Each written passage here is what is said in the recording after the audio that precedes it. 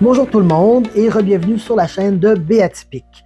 Si vous êtes nouveau ici, bienvenue. Je suis super content que vous soyez là aujourd'hui. Mon nom est Vincent et je suis un intervenant psychosocial qui vit avec un TDAH et je suis également autiste. Sur ma chaîne, on parle de TDAH, d'autisme, de relations humaines, d'émotions, de psychologie, toutes ces petites choses-là.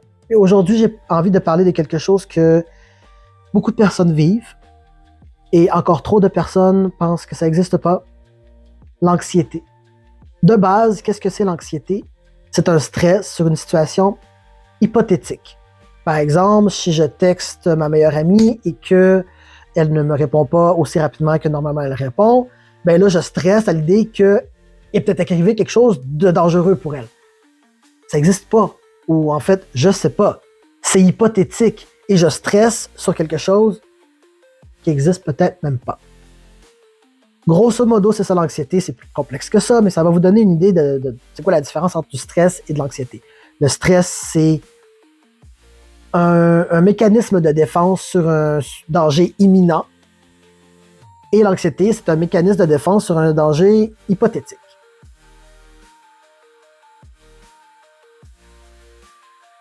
À quel point est-ce que c'est handicapant, l'anxiété? Ben, imaginez que l'anxiété, c'est comme une alarme qui sonne tout le temps.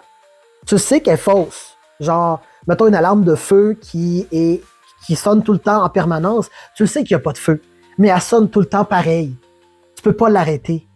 À un moment donné, t'en as ta claque. À un moment donné, là, ça finit par t'atteindre parce que c'est lourd, c'est fort, puis ça roule, puis c'est too much. L'anxiété, c'est pas un choix. On choisit pas de stresser sur quelque chose. Puis souvent, les personnes qui ont de l'anxiété, ils savent que c'est pas rationnel. Ou plutôt, ils savent que c'est pas vraiment ce qui est en train de se passer. La raison le sait. Mais les sentiments, eux, ils continuent pareil dans leur lubie ou dans leur monde fantaisiste de « Oh my God, le pire scénario est en train de se produire ». C'est un petit peu comme quand tu es full anxieux à propos de quelque chose, par exemple, que tu attends des notes d'examen, puis là, ça te stresse parce que tu sais pas ce qui s'en vient, tu sais pas ce qui va passer, tu sais pas à quel point ça va impacter ton parcours scolaire, puis quelqu'un fait comme « Ah, ben là, stresse pas pour ça ». On s'entend que si c'était si simple, on l'aurait déjà fait. Puis comme j'ai dit, c'est pas un choix. Il y a un choix de comment on gère cette anxiété-là, mais quand elle arrive, on n'a pas décidé qu'elle arrive. Un autre exemple, imagine que tu es dans une forêt, seul, et ton cerveau te dit qu'il y a un loup qui te poursuit. Tu l'entends un petit peu, mais tu ne le vois pas. Mais tu sais qu'il y a un danger qui peut être là. Et ton corps réagit exactement comme si le danger était là. Mais il est peut-être pas là. Mais ton corps réagit comme si. Et c'est ça l'anxiété. Ton corps réagit comme si le danger était réel et imminent. Il y a bien des choses qu'on n'a pas le contrôle sur notre cerveau. Parce que notre cerveau est là pour nous faire survivre. Puis, ben, il y a bien des choix qu'il fait que... Il fait par lui-même. Il y a un peu son propre conducteur. L'anxiété, c'est comme une menace invisible. L'anxiété, c'est aussi paralysant. Tu as le fight or flight, tu as le freeze aussi. Ça paralyse. C'est comme si tu avances sur un pont suspendu, puis ton cerveau te dit qu'à chaque pas, il va briser. Tu le vois qu'il est solide, mais tu n'oses pas avancer parce que ton cerveau te dit non, si tu fais un pas de plus, il va briser, tu vas tomber. Donc, ça te paralyse. Ton cerveau, littéralement, bloque tes fonctions qui te permettraient d'avancer parce qu'il veut te faire survivre. C'est intense, mais c'est ça qui se passe dans ta tête.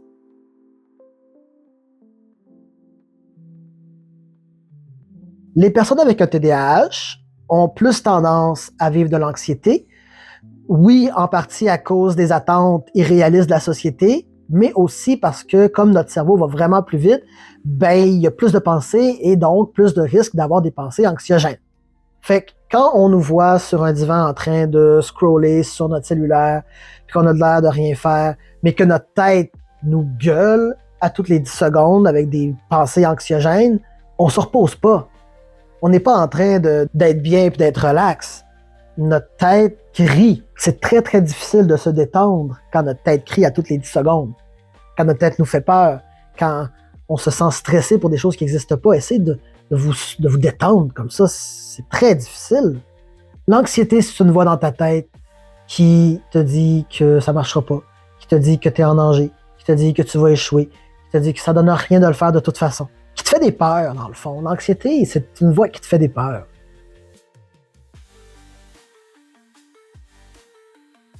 À la base, c'est là pour te garder en vie, c'est là pour te protéger. C'est pour ça que c'est important de les comprendre, mais c'est aussi important de ne pas lui laisser trop de place. C'est important que l'anxiété ne te contrôle pas.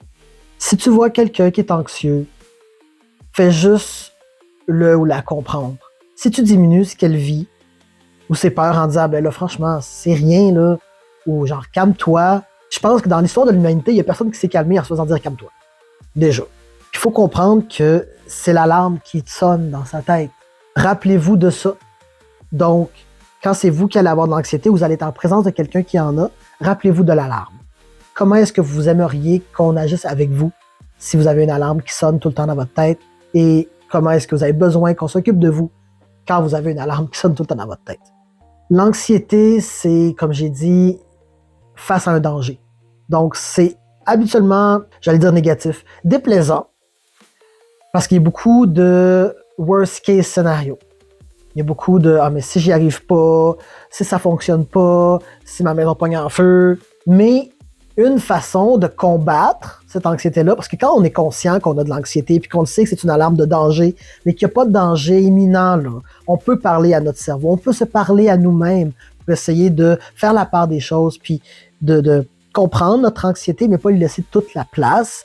Et c'est de la balancer avec une pensée contraire. Par exemple, si je suis en train de faire un projet, puis je dis « Oh my God, j'y arriverai jamais. » Ouais, mais et si j'y arrive? Ah, ça serait cool. Non, là, ma maison va pogner en feu. Ouais, mais et si ça y arrive pas? Ouais, OK. Ça, c'est plus de dire « Et si j'y arrive? Et si ça marche? Et si tout va bien? » Parce que de base, les deux chemins, en fait, sont aussi possibles l'un que l'autre. C'est aussi possible que ta maison pogne en feu quand tu sois ailleurs que non. Dans le sens que c'est des possibilités. Les deux sont possibles. C'est sûr qu'il y en a un qui est plus possible que l'autre, mais les deux sont possibles. Donc, au lieu de se dire « Ah, mais là, s'ils m'aiment pas, ces personnes-là, ouais, mais s'ils m'aiment. Non, mais si, je parlerai pas, ils vont sûrement me trouver pas intéressant. Mais s'ils trouvent ça intéressant,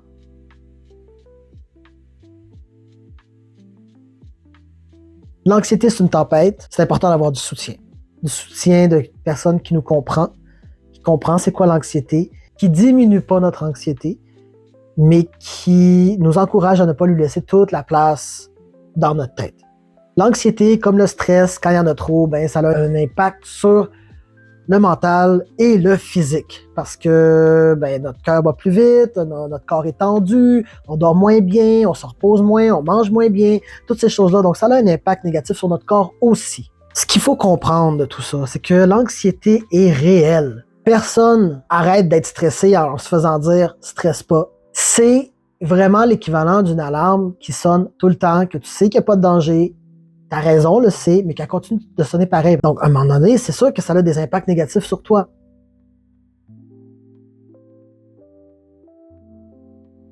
Ce qu'on a besoin, c'est de la compréhension et du soutien. On a besoin de quelqu'un qui comprend, qui dit « Qu'est-ce que je peux faire pour aider? » Parce que autant qu'on a besoin de soutien, autant que nous aussi, on doit défaire cette prison-là. Tout ne repose pas sur les épaules de notre soutien. Il faut aussi que nous, on parle à notre anxiété. Dans le sens que si notre soutien nous dit « Ouais, mais si ça fonctionne bien », puis tu dis « Non, ça fonctionnera pas. » Ben, c'est sûr que là, t'aides pas. Il faut aussi que tu fasses l'effort de « OK, c'est vrai, si, mettons, ça va bien. Mais si ça va bien, il y a ça qui va arriver, ça va être le fun, et ça, nanana. » Il faut faire ça. Il faut travailler pour déconstruire un petit peu ce qui se passe. On a besoin de soutien, mais on a besoin de faire notre bout de chemin aussi. Le mot de la fin, c'est l'anxiété est réelle. Elle existe pour vrai, c'est handicapant et c'est paralysant. Il faut de l'aide et il faut surtout ne pas s'en vouloir d'avoir paralysé à cause de l'anxiété. C'est un peu sa job, en fait. L'anxiété de nous faire paralyser pour qu'on n'avance pas vers le danger. Mais s'il n'y a pas de danger, ben, il faut être capable de lui parler à notre anxiété. Il faut être capable de la désamorcer. On n'a pas de contrôle quand elle survient, mais on a un contrôle quand on la désamorce. Donc, c'est à peu près ça pour la vidéo sur l'anxiété aujourd'hui. J'espère que vous en avez appris. J'espère que ça vous a ouvert les yeux. Et laissez-moi savoir ce que vous en pensez. Parce qu'un petit commentaire, c'est toujours bon pour l'algorithme, même si vous pensez que je m'en fous de ce que vous allez dire. Ça me fait vraiment plaisir de vous lire. Moi, ça me dit que je fais pas ça pour rien, puis que vous apprenez des choses et l'algorithme aime ça, un petit like, un commentaire, un partage. Si vous trouvez que c'est intéressant ce que je dis, toutes ces petites choses-là peuvent faire en sorte que d'autres personnes aient accès à mes vidéos parce que YouTube va les mettre d'avant. Donc, ça m'aide, c'est gratuit, ça prend 30 secondes. Là-dessus, je vous revois donc la semaine prochaine pour une autre vidéo. Et ciao!